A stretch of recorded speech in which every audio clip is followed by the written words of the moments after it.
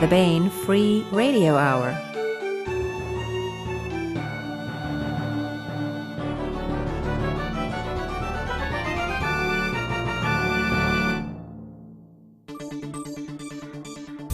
This time on the podcast, David Drake takes a road of danger to the heretic and beyond. Charles E. Gannon dollops out the action. Baen books get into leather. Award nominations fly. And part 4 of David Weber's Shadow of Freedom. All right now.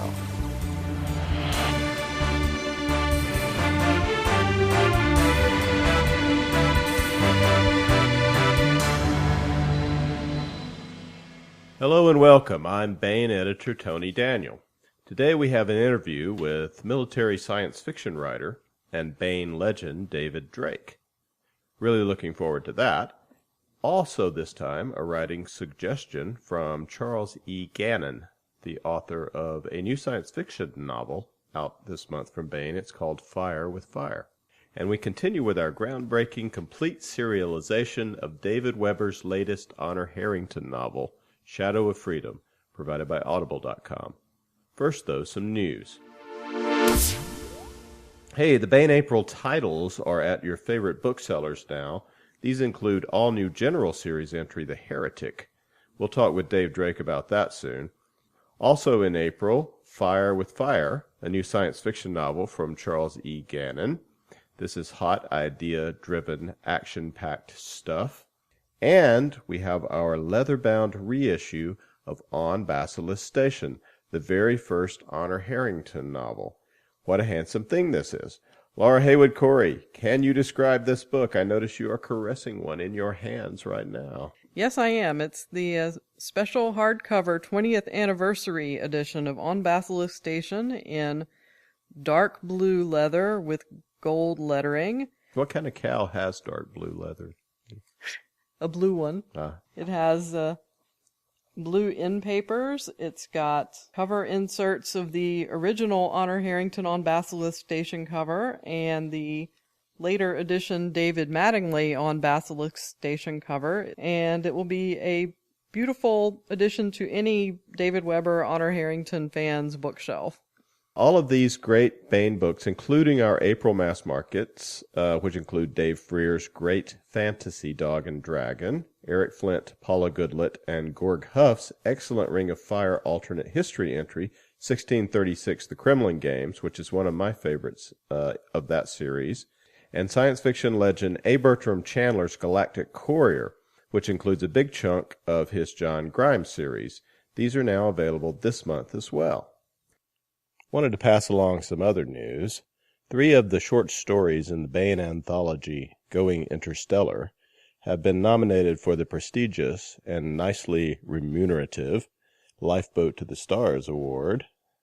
This is a science fiction award to the story or novel that best contributes to an understanding of the benefits, means, and difficulties of interstellar travel. So 3 of the 5 finalists were right out of Going Interstellar. We are right proud of that. Going Interstellar was edited by NASA scientist and Baen author Les Johnson and award-winning author Jack McDevitt. Also wanted to mention that Baen author Lois McMaster Bujold is a Hugo finalist this year for her Captain Vorpatrol's Alliance. And that will be out soon in trade paperback, by the way. And my boss, Tony Weiskopf, is also a Hugo finalist for Best Professional Editor. And the wreaths and laurels keep coming. Sarah A. Hoyt is a finalist for the Prometheus Award for her novel A Few Good Men, which was just out.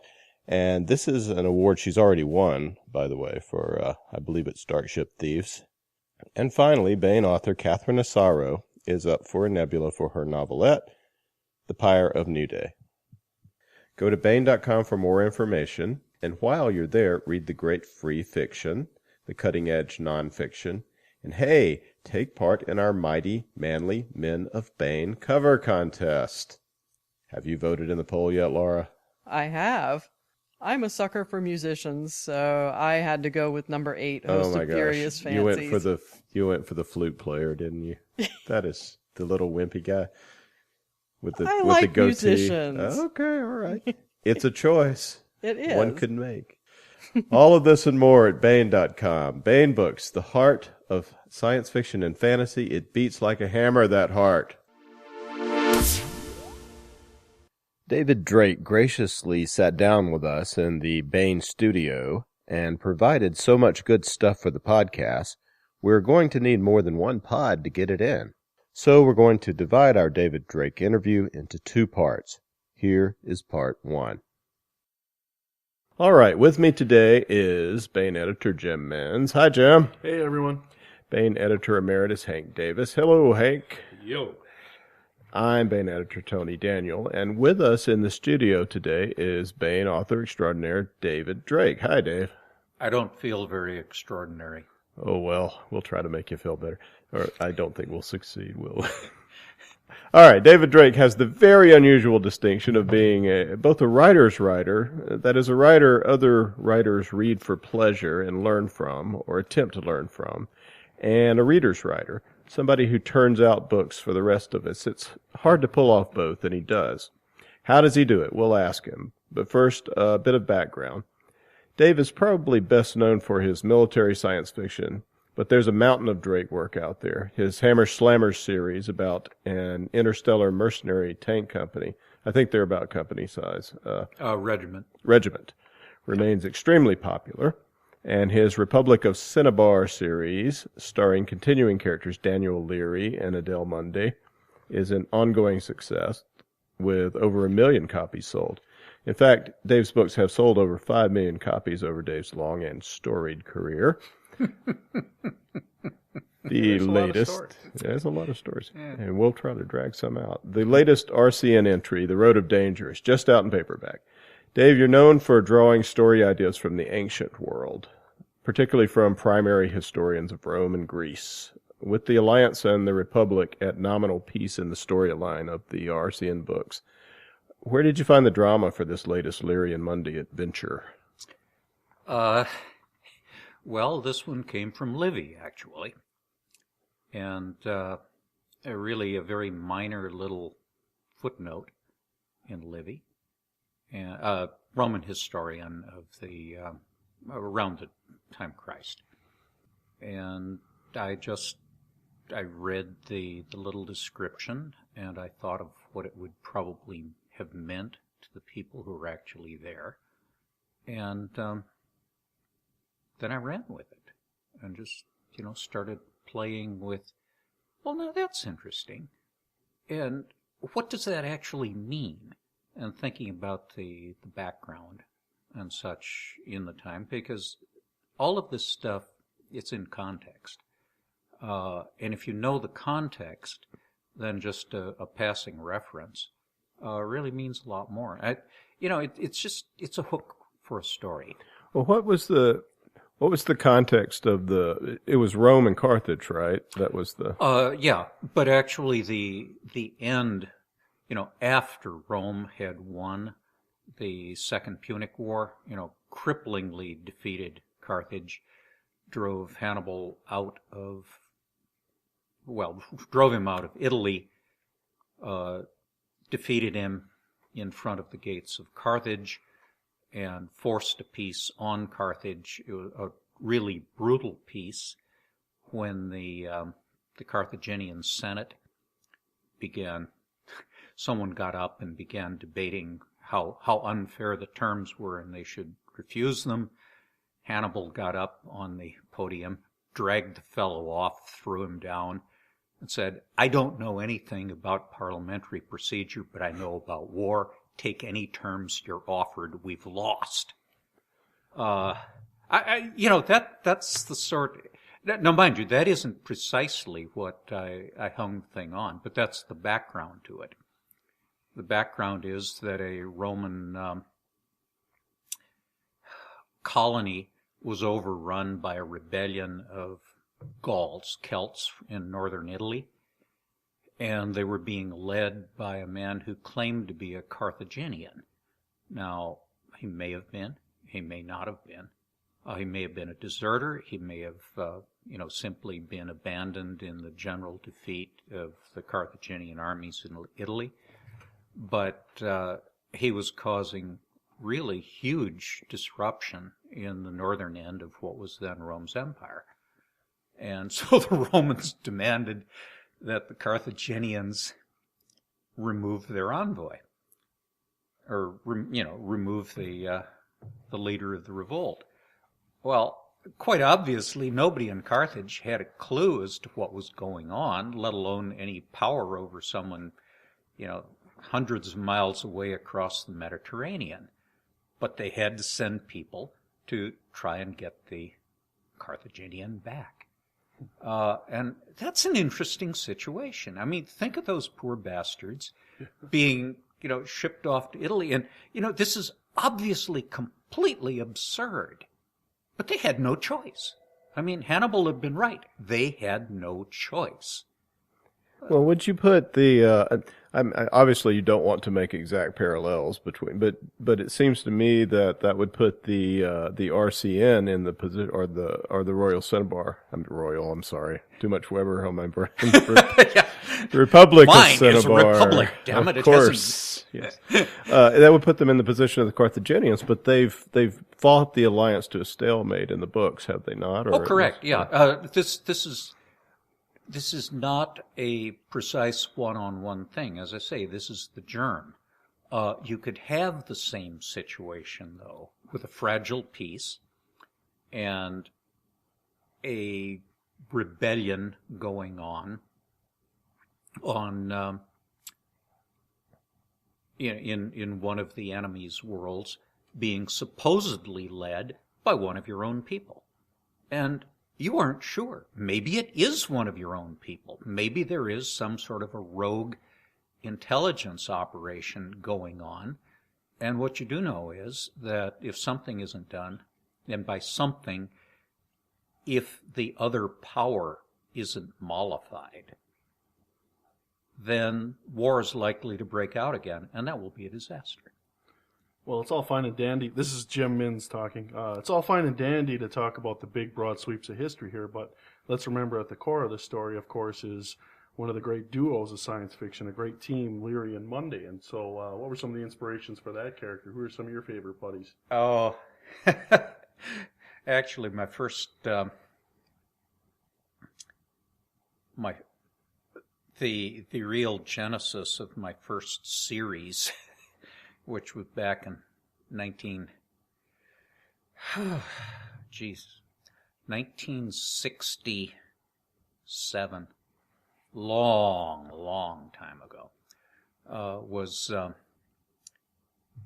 duo of Captain Jatt and his cabin boy Tibby in a very short series by William Pope Hodgson. Two very good stories, and that really grabbed me. But Leary and Mundy are directly based on the interplay of two characters gives you something very different from a single character. Not better, not worse, just very different. And I've certainly done a lot of single character stuff, but Jim Baen, who was one of my closest friends, was a huge fan of the Aubrey Maturin series by Patrick O'Brien. And he kept trying to get me to read the books. And he kept talking about, how really great they were. And Jim and I were really close friends, and his taste was generally very good, but he would usually manage to put things in a fashion that even if it was something I would really like, as the Buffy series, telling me that, you'll love this, it's about this cute young blonde who really kicks monster butt. And, well, this is actually true, but it wasn't the way to make me watch the Buffy series. And when I did, I thought, well, this is great. But I finally did read one of Patrick O'Brien's books, and at that point realized I already had the first in the series on my shelf, bought for 25 cents, first edition hardcover with dust jacket, bought for 25 cents. It was a pretty battered copy, but still. So that was Master and Commander? Yeah. And I'd picked it up at a yard sale and never gotten around to reading it, so I then read that after I'd read Far Side of the World. And these are wonderful.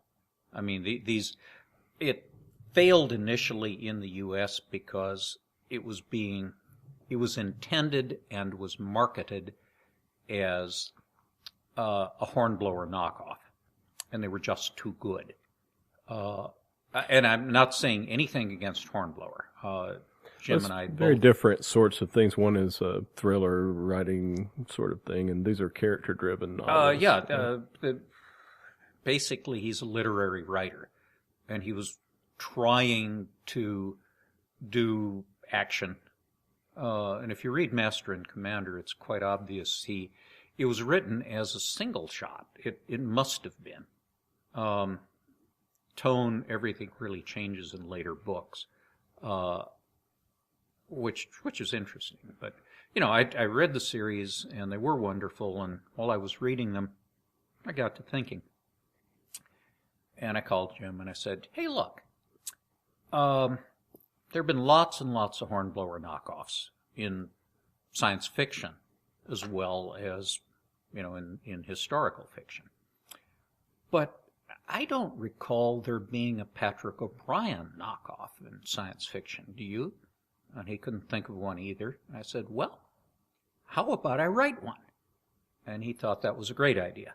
And that was sort of how Jim and I worked. One of us would get a bright idea and talk to the other, and I'd wind up writing it, and he'd wind up publishing it. And, that was a pretty good life. And everybody made money. Yes. Well, that isn't entirely true. We both had some really bad ideas, but we had fun. Well, what's next in the RCN series? Are we moving onward? Unless I die. Actually, I knocked off at 1:30 today, halfway through the next book in the series. The Sea Without a Shore. And Adele Mundy has just killed the first person in this book. Probably won't be the last. But, right at the start of the firefight, as the body bounces off the back of the APC and falls forward, tetanic convulsions, I quit and came over here to talk to y'all instead of doing what I ought to be doing, which is working. So in some parallel universe, there's a body in mid-flight. It hasn't hit the ground yet. It's in the freeze frame.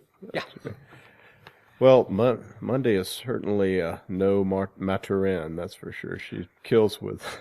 Well, that's very much Maturin also, if you look at it. Oh, yeah? Yeah, I mean, that is very much the situation where it's actually set in Australia, and he's being baited by an officer in front of the club, and he draws his sword, bashes the other fellow's guard aside, and smashes his face in with the guard. Just bing. Marvelous action writer. You don't think of the Aubrey Maturin series as being action writing, but when they are superbly. Might I say that the same is true of H.G. Wells, who does not often, again, he isn't thought of as an action writer, but the opening paragraph of Pollock and the Pooraman, for example, and that's one example of many, are about as good a job of setting up action. The setup is careful, and then blam, in a line or two lines, the Pollock's mistress is dead. Her husband has stabbed her. Pollock has fired twice at the husband and missed, knocking chunks out of the mud hut. And the husband's counterstroke has also missed. And it's completely you're given the setup, you're given the description of the setting, and it's all, you're reading along, and this is descriptive, blam! And both Wells and O'Brien are models of action writing. And I say that as someone who's, done a fair amount of action writing himself. Well, that's pretty high praise for H.G. Wells' action writing. Let me change tracks for a second. I want to mention another Drake series that has recently been invigorated with a new entry, and that is the General or Raj Whitehall series. A new entry in the General series is just out this month, and that is The Heretic. Now, I, Tony Daniel, am the co-author on The Heretic with Dave, which I'm very proud of. All I know is that I was presented with this magnificent outline for a novel by Tony Weiskopf, who's the Baen publisher. And by magnificent, I mean detailed, comprehensive, useful, complete. Anything that I changed in it, I later regretted. But what I didn't... I've had other authors tell me that, by the way. But what I didn't and don't know is how the outline came to be. Can you fill us in on the origins of The Heretic and how it fits into the General series? Yes, I can. As I say, Jim Baen and I were friends. And he got to reading, he read voraciously, and then he would bounce things off me. And he got to reading Little Hearts, a British military historian and theoretician who in the interwar period... It's Little? That's how you pronounce it? Liddl. E-L. Yeah, Little. Mm-hmm. As in Little and Scott, the Greek lexicon. And this is actually significant. That is the Greek lexicon because Alice Liddell, Professor Liddell's daughter, is the Alice of Alice in Wonderland, whom his fellow Oxford Don, Charles Lutwidge Dodgson, wanted to marry when she reached 14 and marriageable age. Professor Liddell did not approve of the marriage, which I'm rather glad to say, but yes, Liddell. Okay, that's a digression. Sure. But he... Wild and crazy Victorians. Yes, well... Out of control. He was certainly crazy. Fine photographer, too. But Little Heart was a big exponent of the strategy of indirection, the indirect approach. You don't attack the enemy at his strong points. You move into a position across the enemy's line of communications, for example, and force him to attack you. This is a natural sort of way for somebody who came through World War I to feel. It isn't very practical, but he was... It makes perfect sense. It doesn't work in the real world, but it makes perfect sense. And Jim became very enamored of it and asked me... Little Heart had used Belisarius. He actually wrote a biography of the Byzantine general Belisarius. And Jim asked me if I could write a series of books based on the life of Belisarius to demonstrate. Jim was big on educating his readers, so long as the story came first. But it wasn't just story with him. Or with me, actually, come to think, although we usually had different foci. But I said, well, I've précédé Procopius. Procopius, the historian Procopius, was actually secretary to Belisarius, and then wrote up the Belisarius campaigns in a series of books.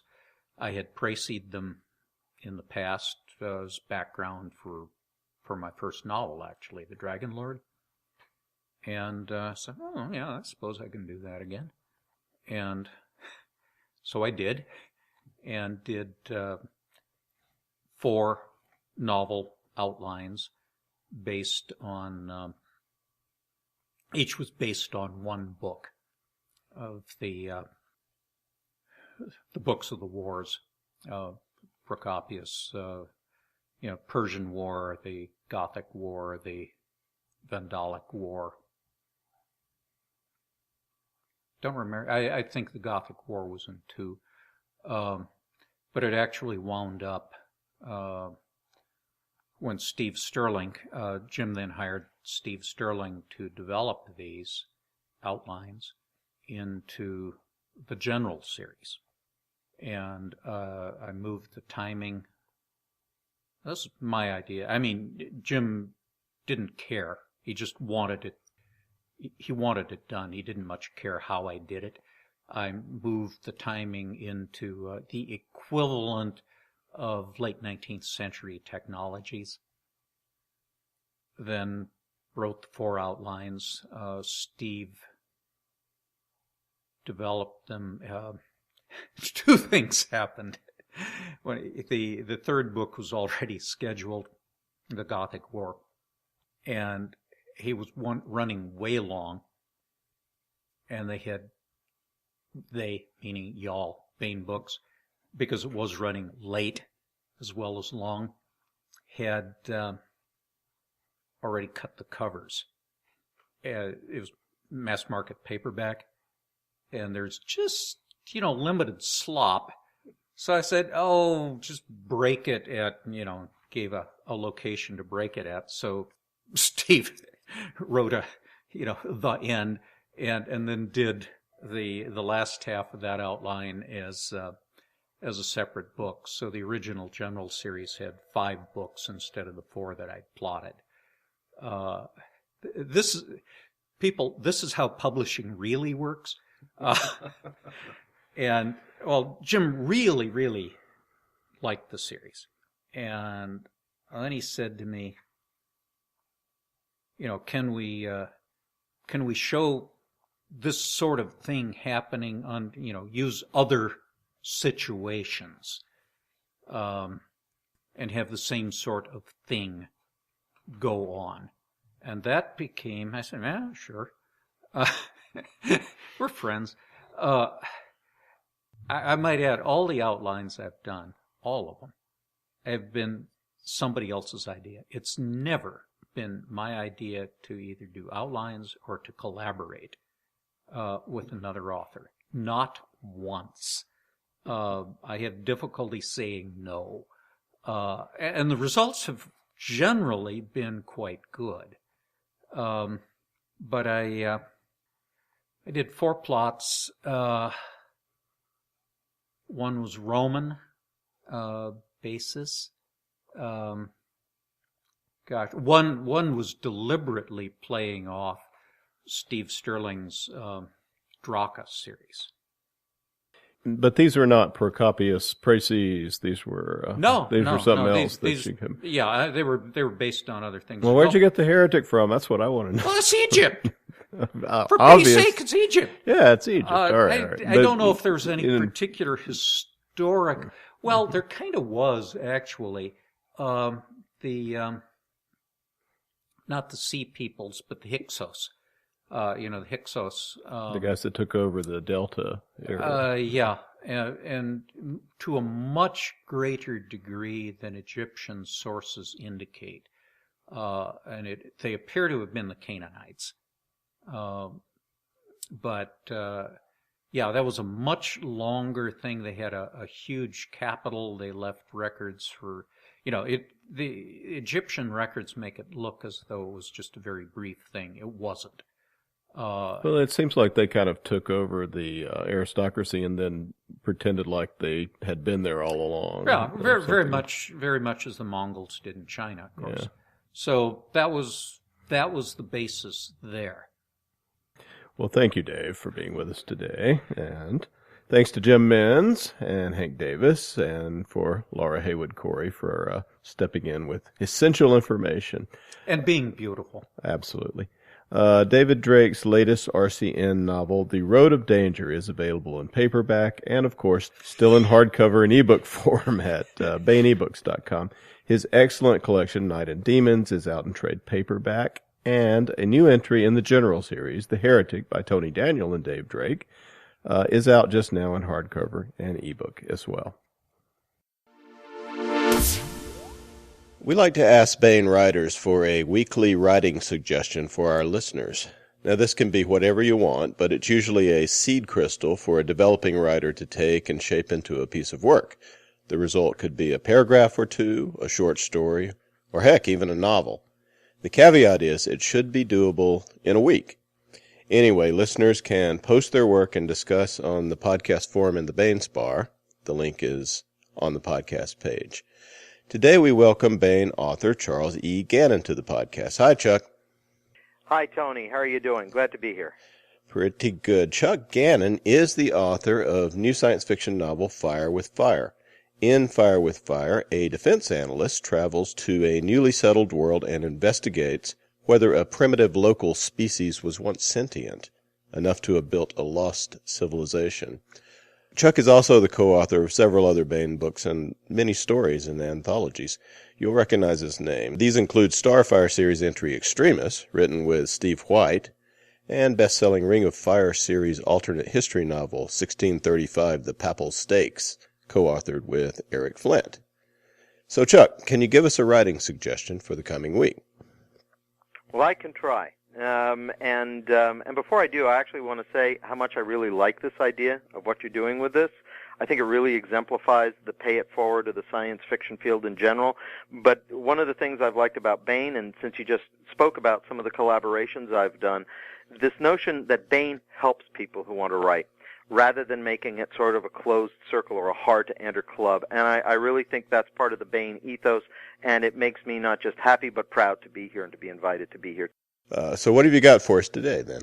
Okay, so what I'm going to talk about today regarding writing action is three levels that you can approach it, because I know this is something that you folks are thinking about doing and actually using in the course of perhaps a week, and then showing it on the podcast. So we're going to tackle it in I guess you could say segmented steps: the macro level, the mid level, and a kind of micro level. Okay, so we're going to be breaking this down into three parts.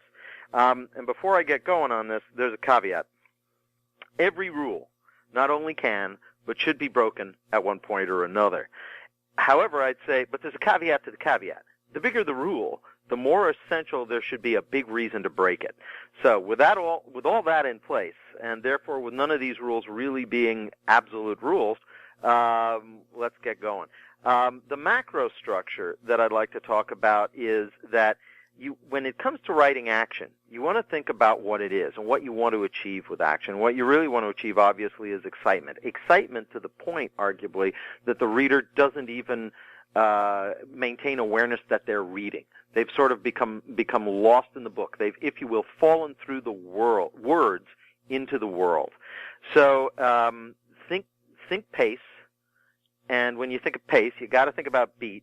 And actually, that is coming right out of the heartbeat. One of the reasons why fast pace and music and other things work on us is because since the time we're born and before, we sort of have that metronome going inside of us. We know we associate that fast, increased pace with excitement or danger or fear or all of those kinds of emotions.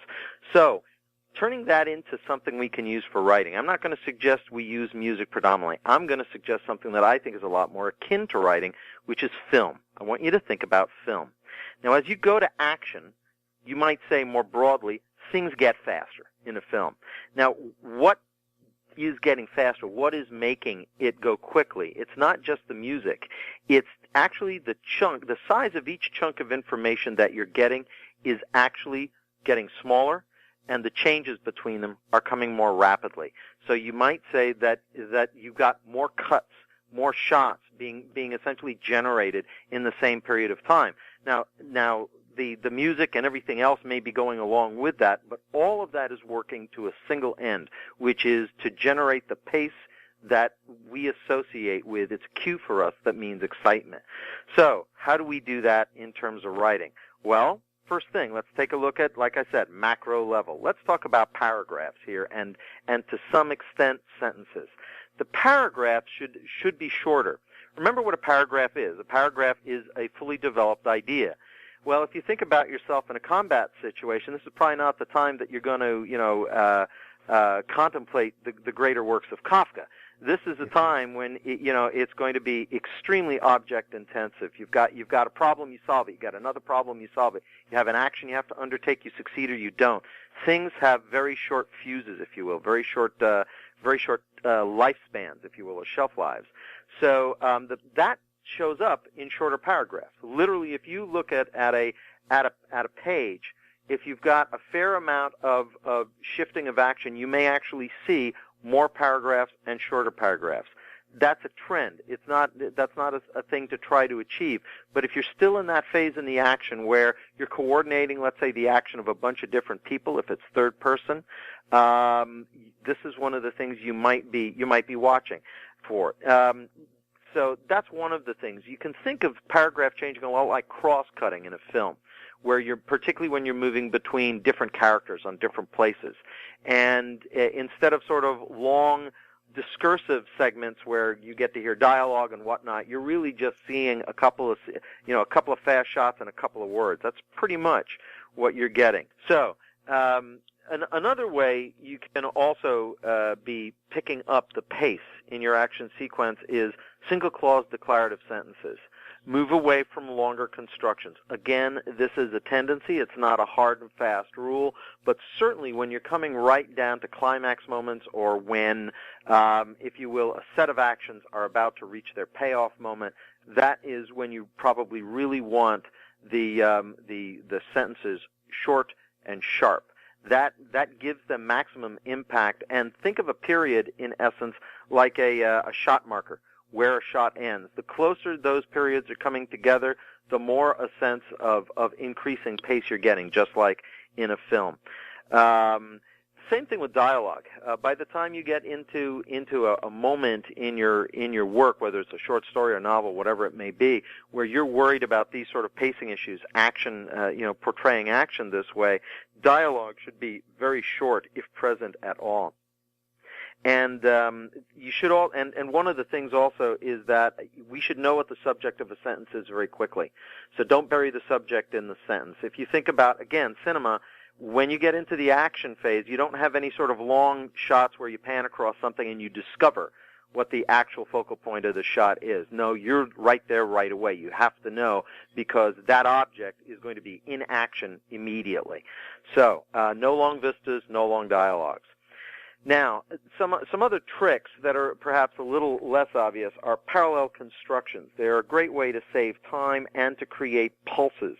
What I mean by that is for instance, think about this as a parallel construction where we've got one subject and then we follow it with a bunch of absolutely similarly constructed subclauses. So think about parallel constructions, and I'll give you an example. He drew the gun, opened the door, ducked into the room. Now, some people would even want to put an "and" at the before that last subclause, and ducked into the room. My feeling is, if I'm actually getting you, the reader, to be with me, I don't even want to use that "and" there because I want you to stay visual. If you will, and you can debate on this. Some people will say, well, go with what's grammatically correct, put the "and" in. You can do that, but that's one of those rules that you might want to break. If you've established with this parallel construction that it's sort of action, action, action, all coming from that same subject, he, you may not need those connectors, and what it does is it keeps the flow moving without those sort of little formal breaks that are not necessarily essential for us to understand what's going on in that sentence. Now, all of this being said, don't become a parody of yourself. This is what Hemingway does at his worst. He certainly is pretty impressive when it comes to writing sparse language, and sparse structures, but he can overdo it a little bit. So, because I've never been known for being extremely brief when I speak, it looks like we're going to have to do a second one of these where I'm going to talk about the micro level, where we get down into the nitty-gritty of how do we achieve these things inside the sentence with word choice and economy, and also making sure you're not becoming a parody of yourself. I look forward to talking to you then. Well, excellent. Thank you, Chuck. Should we call this the micro exercise or something? I just thought of 3 steps for writing action. 3 steps for writing action. All right, that's what we'll call it.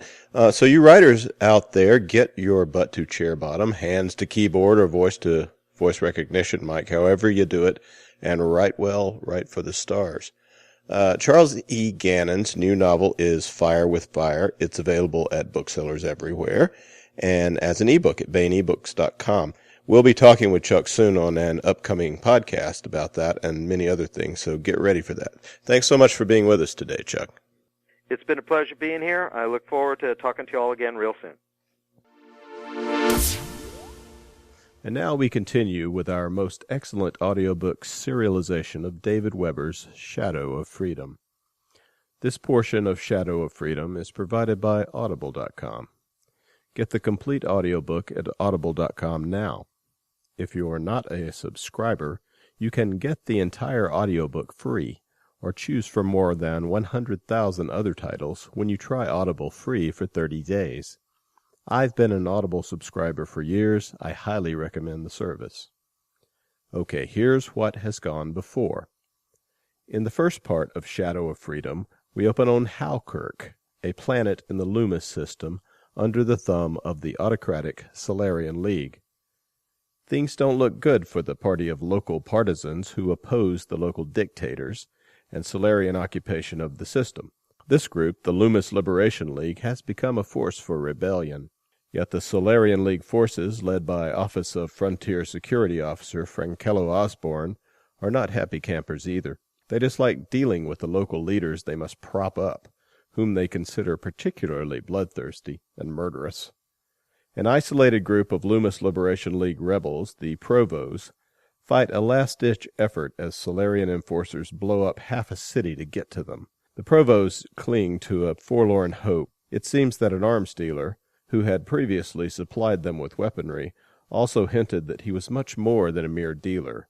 In fact, he claimed to have ties to a certain star kingdom that might be willing to provide not merely arms, but naval support from the sky.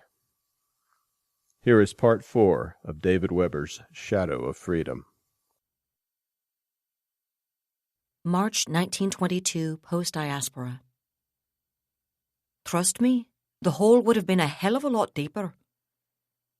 Ensign Helen Zilwicki, Royal Manticoran Navy. Chapter 3. Just a second, Gwen, Captain Loretta Shoup said as she followed Lieutenant Gervais Winton Irwin Neville Archer out of Admiral Augustus Kumalo's office space aboard HMS Hercules.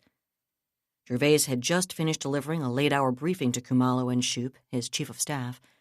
There'd been a lot of those briefings over the last 3 weeks, and it didn't look like getting better any time soon. The entire Spindle system was still somewhere between astonishment and euphoria over the devastating defeat Admiral Goldpeak's 10th Fleet had inflicted on the Solarian League Navy, but the Navy remained too busy to celebrate as it scrambled frantically to deal with the enormous flood of POWs it had so suddenly and unexpectedly acquired. Despite which, or perhaps because of which, given the exhaustion quotient of her crew, the ancient super-dreadnought flagship of the recently created Talbot Station was quiet around them. "Yes, Mom?" Gervais replied, turning to face her. "You know Ensign Zilwicki pretty well, don't you, Gwen?" Shoup's tone made the question a statement, Gervais thought, and wondered where she was headed. "Yes, Mum," he said again. Despite the monumental rank disparity between a mere ensign and a senior-grade lieutenant, he'd come to know young Zilwicki, Sir Ivars Tarakov's flag lieutenant, very well, as a matter of fact. "I thought you did," Shoup said now. She actually looked a bit uncomfortable, but she went on steadily. "The reason I ask is that, like everyone else, I suppose, Commander Chandler and I are trying to get some kind of handle on this story coming out of Mesa. I don't want to intrude on her or pressure her, but the truth is that we really need any insight she could give us about this." Gervais nodded respectfully, despite a quick flare of anger. Commander Ambrose Chandler was Kumalo's staff intelligence officer, and like Captain Shoup, he was usually on Gervais's list of good people. And Gervais even understood exactly why they were looking for any insight they could get. The horrendous fact stories about what the Solly Newsies had dubbed the Green Pines atrocity had reached Spindle the day after the battle, less than 19 hours after Admiral O'Cleary's surrender, in fact, and he didn't envy Admiral Kumalo or Baroness Medusa, or, for that matter, Lady Goldpeak, when it came to dealing with this one's implications, none of which made him any happier about where he was pretty sure Shoup was headed. "Yes, ma'am?" he said in as neutral a voice as he could manage. "I don't want you to grill her, Gwen," Shoup replied with an edge of sharpness, "but it's obvious just from what we've heard from home that the story's already making problems. Big problems, where Solly public opinion is concerned. For that matter, the local Solly Newsies are starting to ask the Governor and the Prime Minister for their reactions to Manticoran involvement in the atrocity, as if anyone out here would have a clue, even if the Star Empire had been behind something like that." She snorted in disgust. "What makes them think we could know more than they do, given the communications loop, or that we'd have been briefed in on a black op like this? Assuming anyone back home could have been stupid enough to sanction it completely eludes me, but there it is." She shrugged. It was an angry, frustrated gesture, Gervais noted. "On top of that, we're less than 260 light years from Mesa," she went on. "No one expects the Masons to launch some kind of retaliatory strike at us, but they're for damn straight going to play it for all it's worth in the League. And given how far they've already gone to destabilize the quadrant, there's no telling how else they might try to capitalize on it. For one thing, I think we can be pretty damn sure they're going to be flogging their version of what happened to every independent star system in hopes of keeping any more of them from siding with us or being neutral in the Star Empire's favor. It looks like the Solly Newsies are fully prepared to help them do it, too, to be honest, and we need to be able to knock that on the head. While I doubt Ensign Zilwick is in a position to shed any light on what actually happened in Green Pines, any window into what her father might have been doing, really doing, I mean, to lead Mesa to make this kind of claim, could be extraordinarily useful." "I haven't discussed it with her, ma'am," Gervais said. "I haven't seen her face to face since the story hit Spindle, and to be honest, it wasn't something I wanted to discuss with her over the comm. My understanding is that it's been months since she actually saw her father, though, and frankly, I doubt she'd be able to add anything much to what we already know." "I understand your feelings, Gwen." Shoup's tone was a bit cooler. "I'm afraid this comes under the heading of doing my job, however. In fact, there's a part of me that's inclined to invite her in to personally discuss anything she might know, think, or suspect in my office. I'm trying to avoid turning this into some sort of formal interrogation, because I don't doubt for a moment that she's even more worried, and with a lot better personal reasons, than anyone else in the quadrant." Gervais looked at her for a moment longer, then sighed mentally. "It's only about 2100 local in Thimble, ma'am, and I was planning on having a late dinner. I suppose I could see if she'd be free to join me." Ensign Helen Zilwicki followed the waiter across the mostly empty restaurant with an expression she hoped gave no sign of her inner feelings. Gwen Archer's last-minute late-notice invitation had come at a good time in many ways. Commodore Terekhov had been keeping her busy, but there was a limit to how many hours of legitimate duty time even the most inventive flag officer could find for his aide. And, unfortunately, she'd gotten too efficient. She kept running out of things to do before she ran out of hours to sit around and think about the hideous lies about her father. At the same time, she suspected Gwen's invitation hadn't simply materialized out of thin air. Countess Goldpeak was keeping him even busier than Commodore Terekhov was keeping Helen, and she doubted he had a lot of time to visit Groundside. Given his druthers, he would have been spending any time he did have with Helga Boltitz, too, which suggested someone further up the military food chain had asked him to get her take on green pines. She couldn't blame him for that, and she was grateful, if her suspicions were correct, that he'd at least picked as comfortable a venue as possible. She'd never eaten in this restaurant, and she wondered if that, too, was something Gwen had deliberately arranged. The food smelled good, and the subdued lighting projected a welcome she found soothing, despite the nature of the conversation she expected. Still, she was a little surprised when the waiter led her not toward the main dining area, but into a smaller room which contained only half a dozen tables. Only one of those tables was occupied by Lieutenant Archer and the beautiful, golden-haired Helga Boltitz, Minister of War Henry Kreitzman's personal assistant. "Helen!" Both of them stood as the waiter led Helen to the table, and Helga stepped around to give her a brief, tight hug. The embrace took Helen slightly by surprise. Helga wasn't usually that demonstrative in public, but she hugged the other woman back, then looked at Gervais. "Gwen," she said in greeting, and smiled faintly. "I appreciate the invitation, even if Helga is thinking of me as a third wheel." "Never," Helga said firmly. Her sharp-edged Dresdener accent gave her standard English a harsh edge, but her tone was firm, and she shook her head for added emphasis. "Helga, I love you," Helen replied, "but you shouldn't go around telling whoppers like that one." Her smile flashed into a grin for a moment.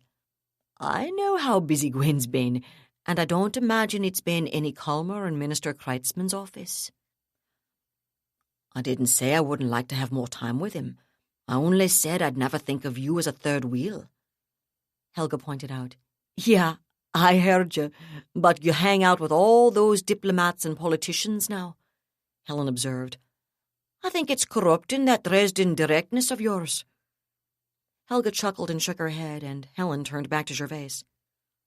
"But however gracious and diplomatic our Helga's become, Gwen, I have to say I've nurtured a few suspicions about just how you happen to have time free to invite me to dinner, especially when you could have been spending that time doing something else."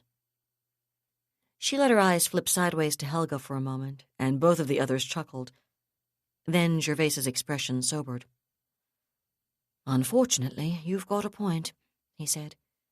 He waved the waiter aside, pulled out her chair, and held it. "And I'm not going to try to pretend this is the purely social occasion I'd prefer for it to be. Both of us really are glad to see you, though." "I know." Helen allowed him to seat her, despite the difference in their ranks, then turned and accepted the menu from the waiter and gave him her initial drink order. She watched him disappear before she turned her attention back to Gervais. "I know you're glad to see me," she repeated.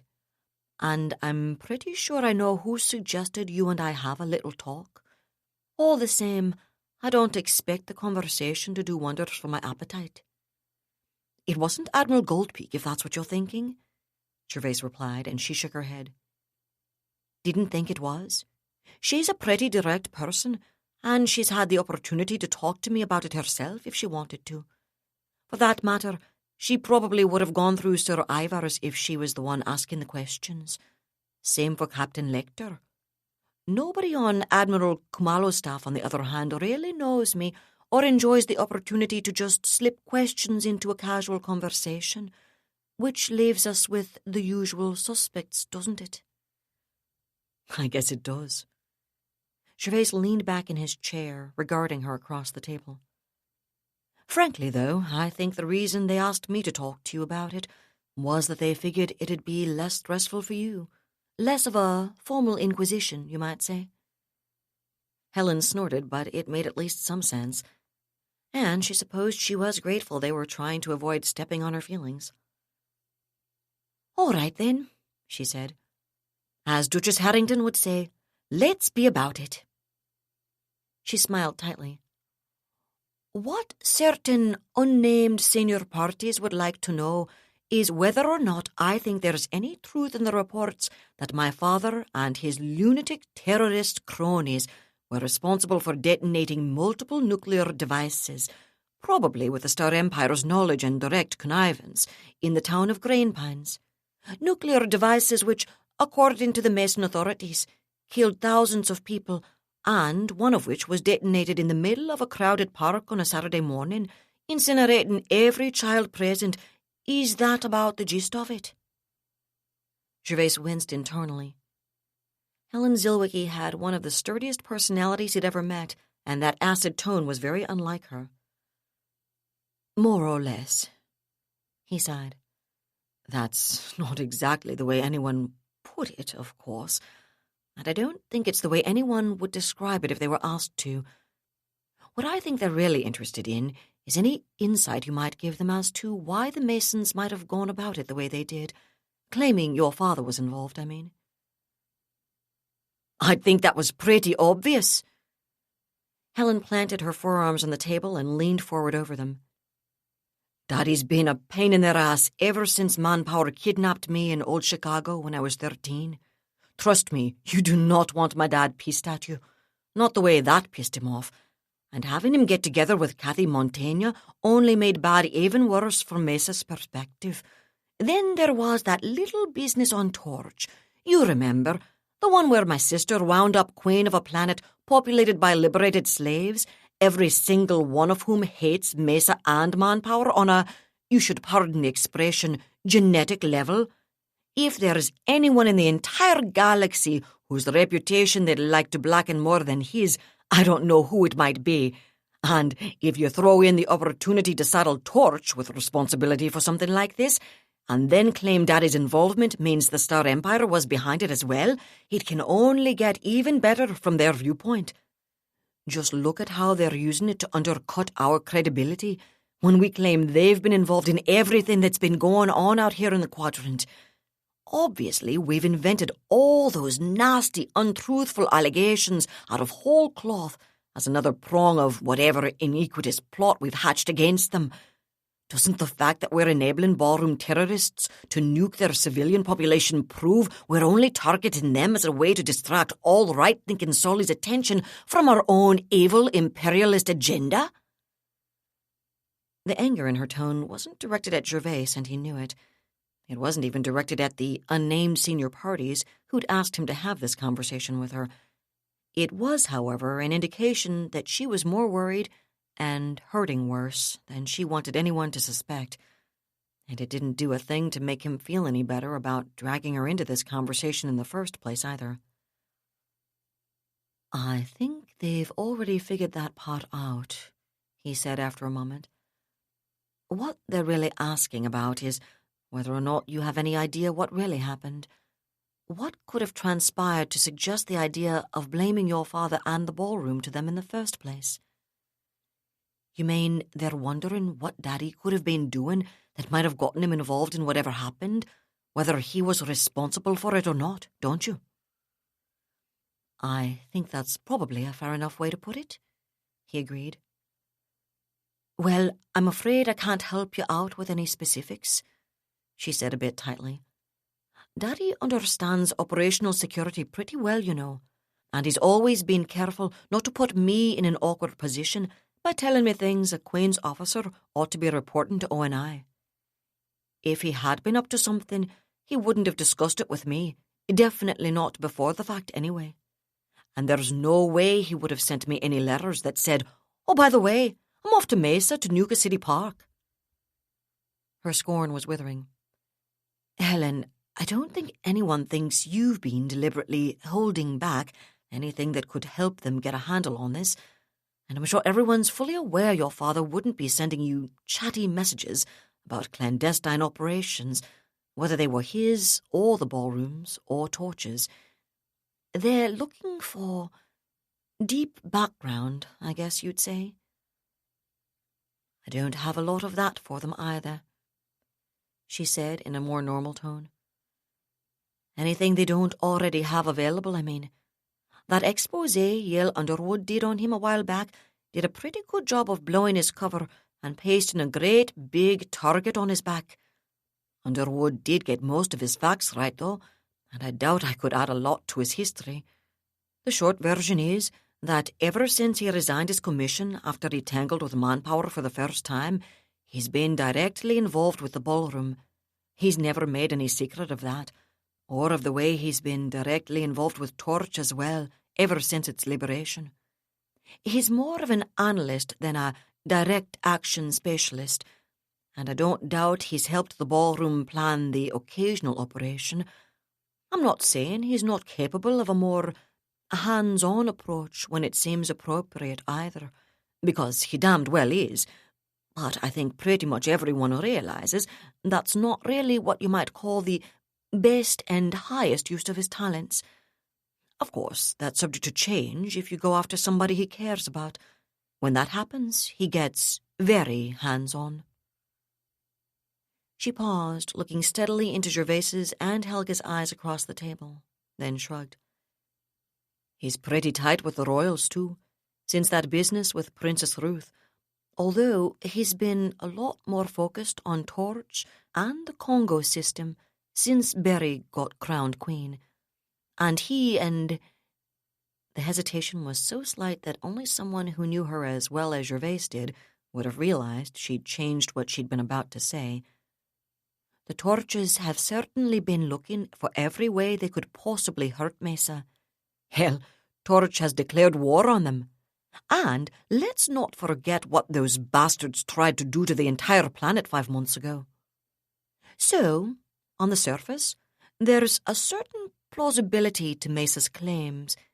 He hates Manpower's guts. They've tried more than once to kill him, or me, or Berry, or Kathy, and I wouldn't be surprised if he'd managed to turn up at least some evidence Manpower was about to use those state sex stumblebums to hit Torch. Trust me, if he'd seen that coming, he would have done anything he could to prevent it. But he wouldn't have tried this way. If nothing else, he'd have known it wouldn't work. And he spent enough time with Kathy to know exactly how disastrous something like this could be politically, not just for Torch, but for the abolitionist movement in general. Not even if he thought the attack on Torch was going to work? Helga asked quietly, and Helen looked at her. I mean, if he found out about the attack and didn't know Admiral Rosak would be able to stop it, if he figured your sister and all his friends on Torch were going to be killed? No way. Helen shook her head firmly. Daddy doesn't think that way. Oh, I'm not saying he wouldn't have made Mesa and Manpower pay big time if they'd managed to pull something like that off, but he wouldn't have done it before he knew they'd pulled it off. And he wouldn't have gone about it this way even if they'd managed to turn Torch into a cue ball. It's not the way he thinks, not the sort of thing he'd involve himself with. Grief and hatred can make someone do terrible things, Gervais pointed out gently, and Helen surprised him with a snort of laughter. You don't have to tell me that. Remember what happened to me on Old Terra, or what happened to my mom, or the way I met Berry and Lars for that matter. But Daddy is a very guided weapon, Gwen. He's got really good target discrimination, and he's just as good at holding down the collateral damage. Besides, nuking a park full of kids? She shook her head. He'd die first, or for that matter, kill anybody else who thought that would be a good idea. I'm not saying my daddy's a saint, because he's not. I love him, but nobody who knows him would ever claim he's an angel, or if he is, he's one of those avenging angels with a really sooty halo anyway. And I could see him not worrying a whole lot about the tender sensibilities of a bunch of slave-trading masons. I could even see him using a nuke against some kind of hard target, the kind that wouldn't kill a stack of civilians when it disappeared in a mushroom cloud. But not this, never a park. You're sure? Gwen, I'm damn sure Daddy didn't plan and carry out this strike. I don't know where he is, and I don't know why he hasn't spoken up yet. And yeah, I'll admit that scares the shit out of me. He's got to know how Mesa's using Green Pines as a club to beat both the Star Empire and the Ballroom, and he'd never let them go on doing it if he could do anything, like surfacing to refute their version, to stop it. But it's not his style. Oh yeah, if they'd actually managed to genocide Torch, then he might have gone after them on Mesa. He wouldn't have done it until he knew they'd gotten through to Torch, though, and he wouldn't have done it this way even then. He'd have been looking for another target, and when he was done, there wouldn't be any question about who'd been responsible for it. Why not? Helga asked, her tone one of fascination, despite the topic of the conversation, and Helen gave another harsher snort of laughter. Because if my daddy had gone after a target on Mesa, he wouldn't have wasted his time on grain pines. If he was in city-killing mode, he'd have gone after Mendel and their entire system government, not some lousy bedroom community. And trust me, the hole would have been a hell of a lot deeper. That was David Weber's Shadow of Freedom, Part 4. Join us next time as we continue our journey through this best-selling science fiction novel. And that's it for the podcast today. Thanks to Jim Menz, Laura Haywood-Corey, Hank Davis, and composer Ruth Judkowitz, who authored March to the Stars, our rousing podcast theme. And thanks to Audible.com. Extreme lauds and plaudits to Chuck Gannon and to our special guest, David Drake. Please join us next time and keep reaching for the stars.